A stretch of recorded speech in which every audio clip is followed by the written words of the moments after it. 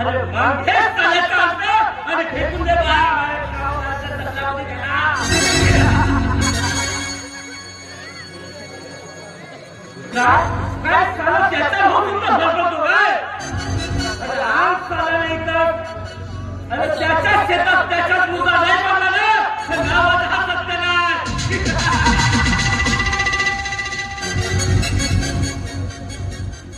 जो या सत्यानंदाच्या विरोधात आहे ना अरे त्याला या चिराशी उठावा लागेल.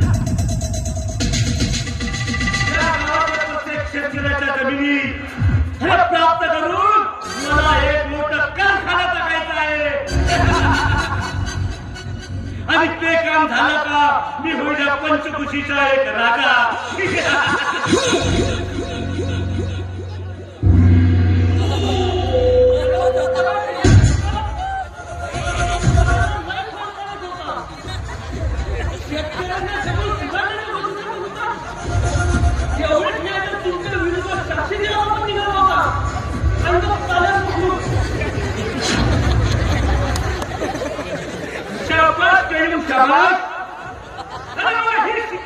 अरे माझ्या युद्धात चाललेल्या राजा मी कधाही कधी करत नसतोय.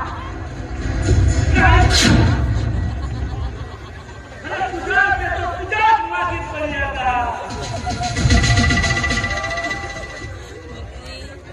माझ्या प्राण विचार आहे पण माझी जमीन तुला मिळणार आहे.